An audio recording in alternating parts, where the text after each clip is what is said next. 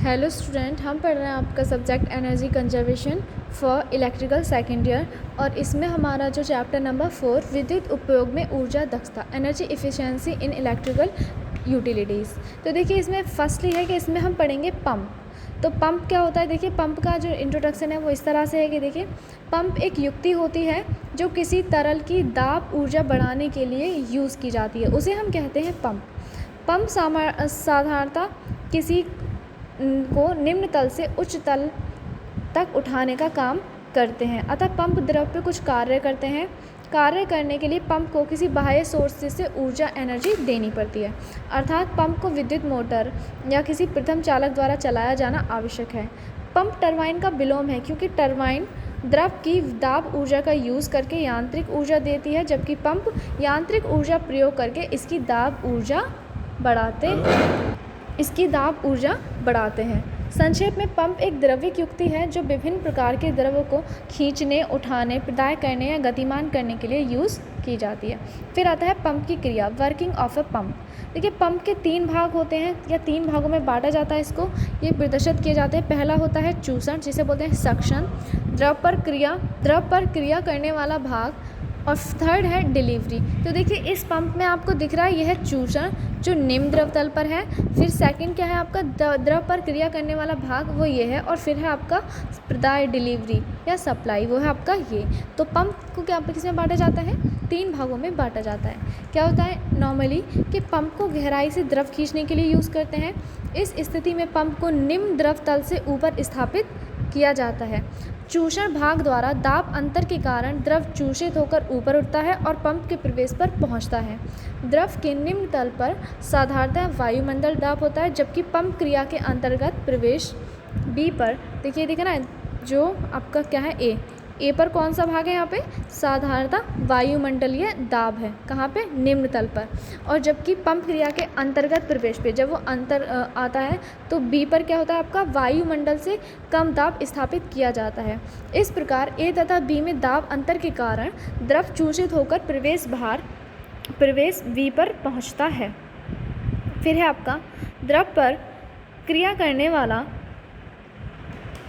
भाग प्रवेश बी पर पहुँचे द्रव की दाब ऊर्जा बढ़ाता है, और अंत में यह उच्च दाब वाला द्रव प्रदाय मतलब डिलीवरी से होकर बाहर निकाला जाता है।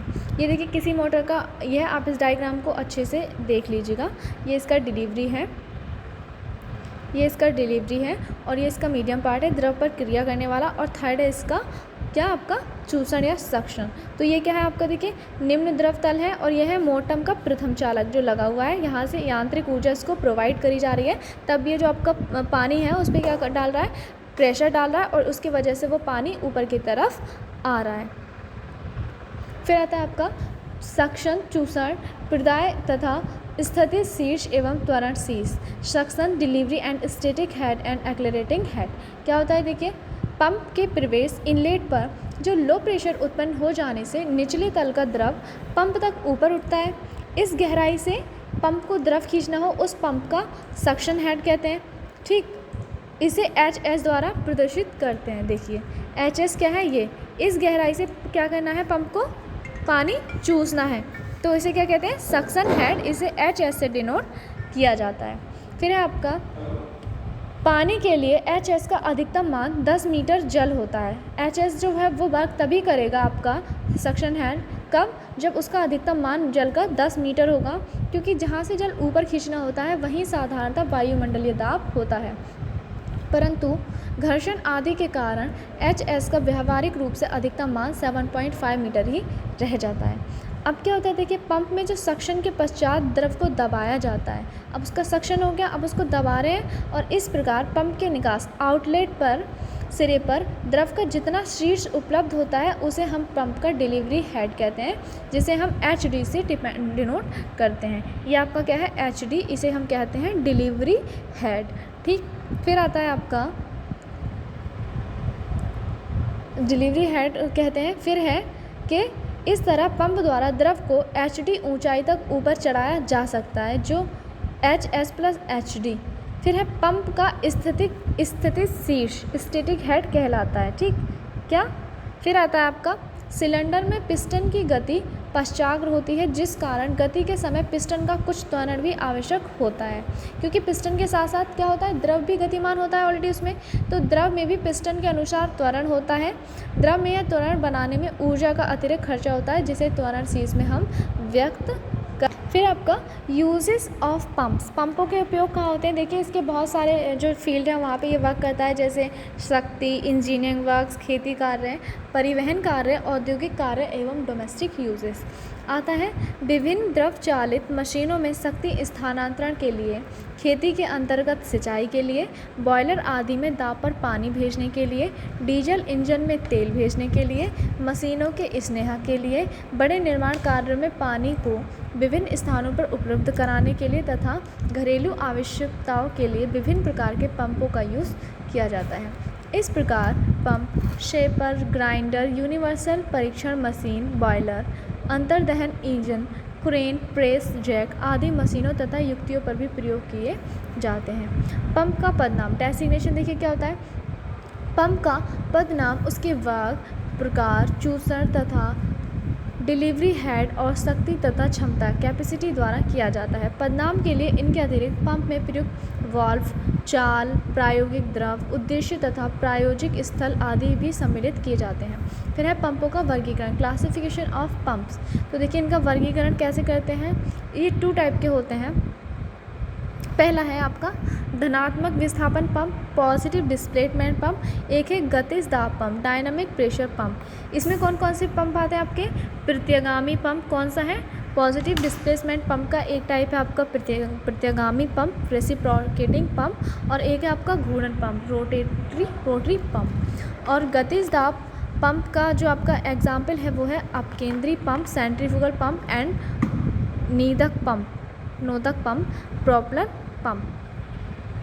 फिर है आपका धनात्मक विस्थापन पंप में उसके अंग के विस्थापन के द्वारा ही द्रव का विस्थापन होता है तथा दाब उत्पन्न होता है।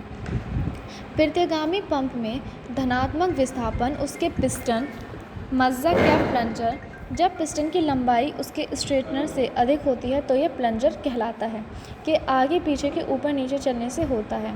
जब घूर्णन पंप में यह विस्थापन उसकी घूर्णन गति द्वारा प्राप्त होता है। गतिज दाब पंप द्वारा द्रव का दाब उसकी गति द्वारा प्राप्त किया जाता है। अपकेंद्री पंप में द्रव को उठाने पर स्तंभ, सेंट्रीफ्यूगल फोर्स द्वारा, प्रोपेलर पंप में उसके नोदक के वेन्स द्वारा प्राप्त होता है। प्रोपेलर पंप का प्लांट टरबाइन का विलोम इसे अक्षीय प्रवाह पंप, एक्सियल फ्लो पंप भी कहते हैं। किसे, कैप्लन टरबाइन को नहीं, प्रोपेलर पंप को कहते हैं एक्सियल फ्लो पंप। फिर है आपका रेसिप्रोकेटिंग पंप का सिद्धांत क्या है। देखिए प्रत्यागामी पंप में मुख्यतः एक सिलेंडर होता है, इसमें एक लिक्विड टाइट पिस्टन या प्लंजर आगे पीछे गति करता है, जैसे कि डायग्राम में दिखाया गया है। देखते हैं फिर डायग्राम में कहाँ क्या है। यह है आपका पिस्टन, देखिए ये है पिस्टन, ये आपका क्या है सिलेंडर, इसमें ये क्या आगे पीछे इस तरह से मूवमेंट करता है, क्या आपका जो इसमें पिस्टन लगा हुआ है। पिस्टन को आगे पीछे गति कराने के लिए इसको आवश्यकता अनुसार पिस्टन दंड, जैसे कि आपको ये दिख रही है, संयोजन दंड, जैसे कि ये आपको दिख रही है, ठीक, तथा क्रैंक द्वारा किसी प्राइमर मूवर, प्रथम चालक या द्वितीय चालक द्वारा संबंधित करते हैं। फिर है प्रत्यागामी पंप साधारणतः कम गति पर कार्य करते हैं, इसलिए इन्हें प्राय विद्युत मोटर से, बेल्ट आदि की सहायता से कपल्ड किया जाता है। सिलेंडर में एक चूसर पाइप लगा रहता है। देखिए ये है ना चूसर पाइप, ये है आपका चूसर पाइप, जिसे बोलते हैं सक्शन पाइप, और डिलीवरी पाइप लगे रहते हैं। डिलीवरी पाइप रहते हैं बाहर की तरफ। ये दोनों वाल्व एक तरफा होते हैं, अर्थात इनसे पाइपों में केवल एक ओर ही द्रव प्रवाहित हो सकता है। फिर है पिस्टन के एक ओर जाने से सिलेंडर में निर्बाध दाब वैक्यूम प्रेशर उत्पन्न होता है, जिससे चूसर वाल्व खुल जाता है और चूसर पाइप में द्रव ऊपर चढ़कर सिलेंडर में आ जाता है। चूसर के समय सिलेंडर में दाब 2.5 मीटर जल से कम नहीं होना चाहिए। क्यों? क्योंकि इससे कम अगर जल होता है तो उसका एवापोरेशन, वाष्पीकरण होना शुरू हो जाता है।